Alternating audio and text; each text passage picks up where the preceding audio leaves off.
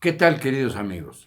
Los sucesos de ayer en el río Suchiate, que divide México de Guatemala, la frontera, son preocupantes y también son indignantes.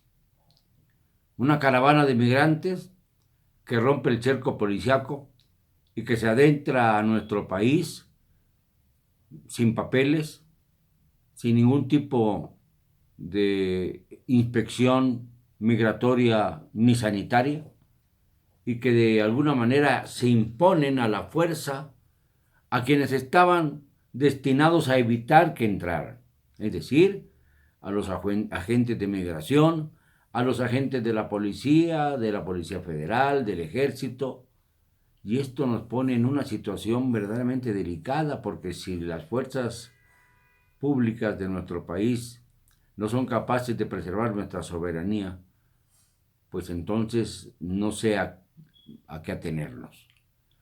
Lamentablemente, en todo esto hay un sesgo humanitario. ¿Qué hacer con tantas personas que huyen de la miseria y del hambre desde Centroamérica? ¿Qué hacer con ellas? ¿Reprimirlas? ¿Porque no le gusta que lleguen a Estados Unidos al señor Trump? ¿Absorberlas como ha dicho López Obrador, que les va a dar visas de trabajo? Pero esto sería terriblemente injusto, porque entonces los mexicanos que se van al norte y que sufren infinidad de peripecias, incluso la muerte, cuando cruzan la frontera norte y son vistos como indocumentados, para que con eso se abarate la mano de obra de cada uno de ellos y sean los productos norteamericanos los más competitivos en el mercado internacional, porque pagan muy poquito a los agricultores mexicanos. ¿Qué hacer con todo esto?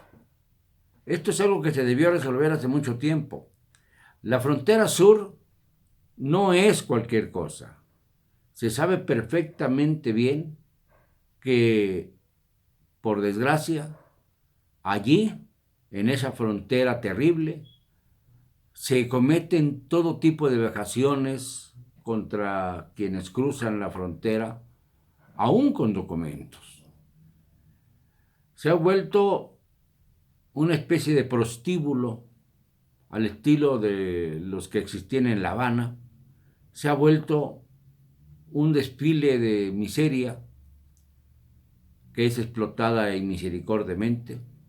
Se ha vuelto, sí, la frontera sur, un lugar en donde la represión tiene lugar cada día, y esto ha ido acrecentando el odio, la furia, el disgusto, el terror de miles de personas que quieren entrar a México, a veces para quedarse aquí, pero la mayor parte para tratar de ir a los Estados Unidos.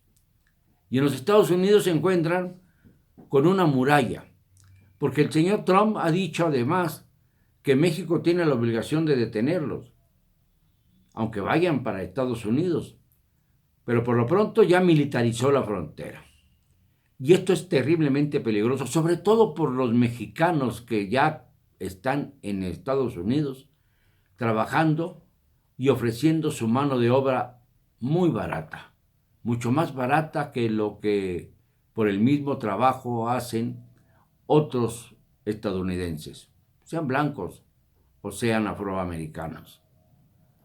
Esto revela que estamos ante un problema humano de gran magnitud, porque la emigración no solamente se da aquí, también en Europa, que debe padecer la fuerza de los que llegan de Alemania del Este o de África, y que ya no saben qué hacer con los migrantes, con tantos.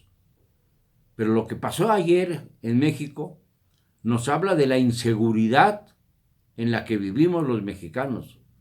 Nos habla de que no sirven las fuerzas del orden para tratar de contener a una multitud hambrienta y desesperada. Aquí hay, pues, dos aspectos graves: el diplomático, como decíamos ayer, y el humanitario. Es un conflicto. La mayor parte de los que me han mandado mensajes se inclinan por despreciar a quienes vienen en la marcha en esta caravana de dolor y de horror. Yo no pienso así. Yo creo que esto debe resolverse de otra manera. ¿Qué hicieron los gobiernos de Honduras, de El Salvador y de Guatemala para evitar la marcha? Nada. Fue como una especie de lanza que nos tiraron a nosotros y que ahora parece que está tan caliente que nos puede causar problemas en el norte.